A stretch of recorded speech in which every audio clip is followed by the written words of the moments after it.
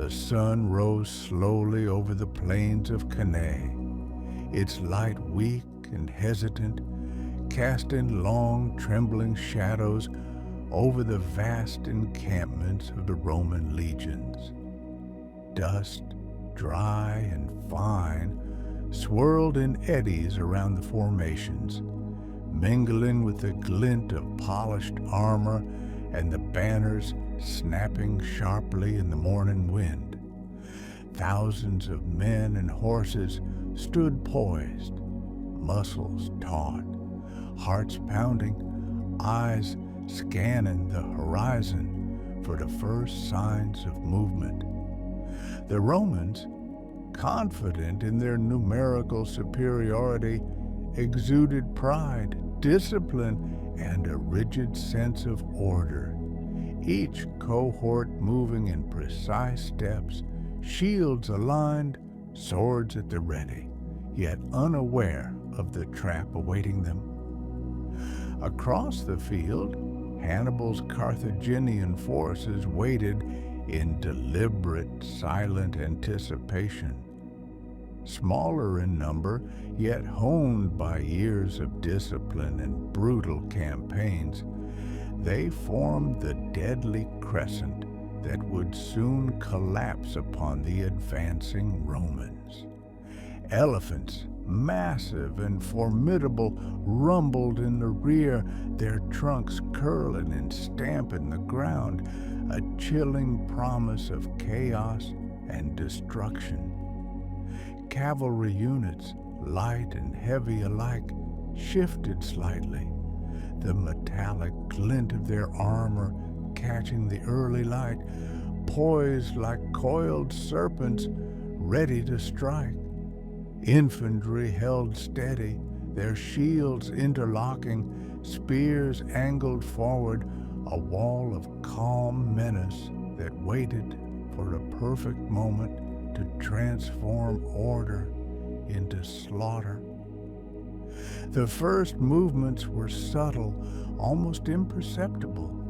A shift in the Carthaginian line, a slight bend in the center, a whisper of intent carried by the wind across the Roman ranks. The silence was deafening, broken only by the occasional neigh of a horse, the clank of armor, and the soft patter of feet on dry earth. Hannibal's eyes swept the battlefield with deadly precision, reading the pride and predictability in the Romans' advance. Every subtle twitch of a standard, every step taken too eagerly, every hint of overconfidence was a thread he would weave into the web of annihilation he had prepared. Then the Romans advanced, a tide of iron and leather moving with rhythmic precision, their soldiers shouting, the sound echoing across the plain like a herald of impending doom.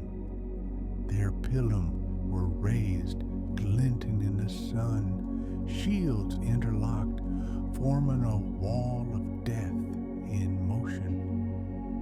Hannibal's center retreated slowly, deliberately, drawing the Romans deeper into the crescent.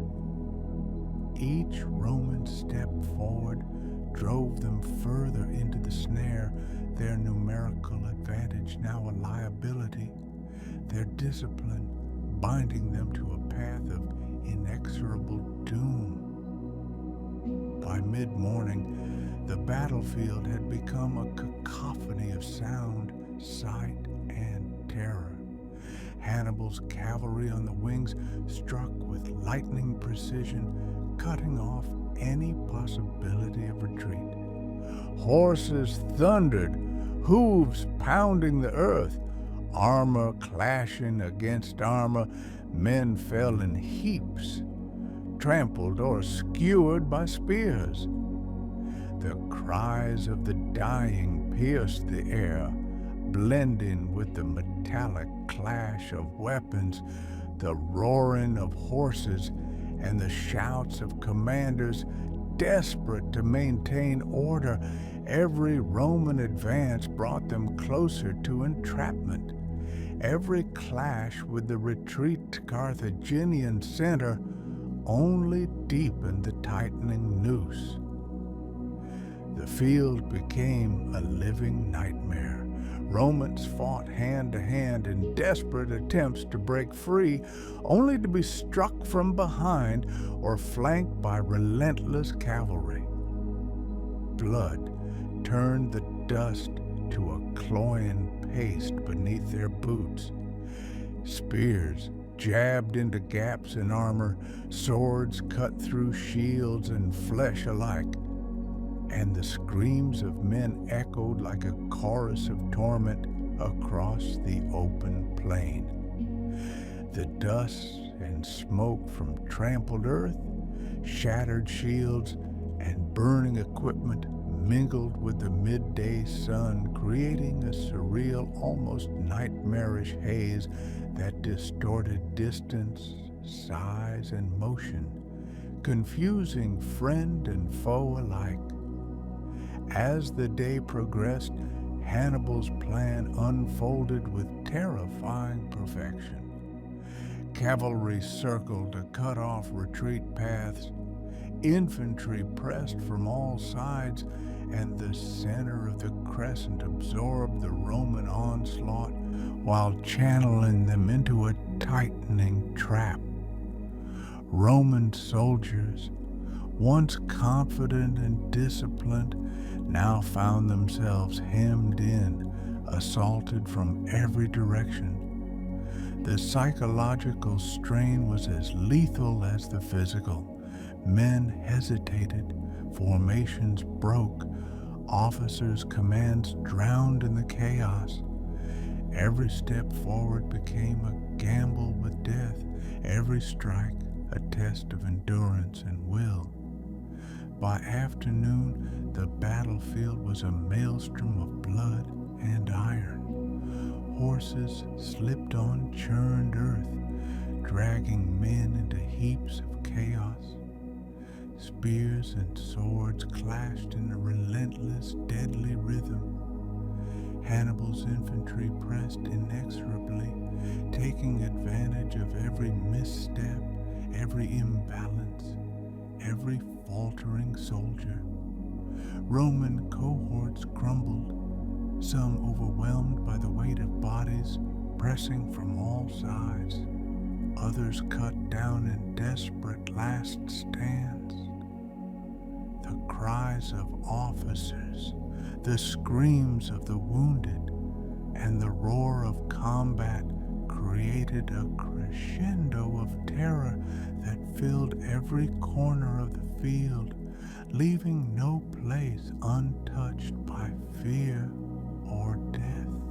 The elephants, massive and terrifying, surged into the Roman rear, breaking lines and trampling any who hesitated. The Carthaginian cavalry struck with merciless efficiency, cutting down fleeing men, while hidden contingents pressed forward, completing the encirclement. The Romans, though numerous and valiant, were now caught in the iron jaws of Hannibal's design. The once confident tide of legions became a desperate, writhing mass, pressed together in a crucible of slaughter from which there was no escape. By late afternoon, the encirclement was complete. The Romans were annihilated almost entirely within the deadly embrace of the crescent.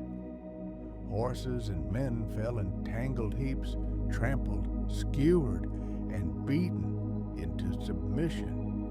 The plain, once open and promising, had transformed into a hellscape of blood, shattered shields, broken swords, and the screams of those who would not survive. Hannibal's troops pressed relentlessly, leaving no quarter. exploiting every advantage with clinical precision. The wind carried the scent of iron, blood, and dust, an oppressive reminder of the carnage and the triumph of strategy over sheer numbers. As night approached, the remnants of the Roman army were scattered and broken, fleeing in small, terrified groups. Fires from tents and burning equipment cast flickering, uneasy light across the field. The ground was churned into a muddy, bloodied mess, littered with the bodies of men and horses alike. The Battle of Cannae had ended, yet its horrors would echo far beyond the plains, a testament to tactical genius, human resilience, and the merciless consequences of overconfidence. Hannibal's victory was not merely a battle won, it was a symphony of strategy, a demonstration of calculated cruelty, and a chilling reminder that even the mightiest empire could be undone in a single devastating day of slaughter.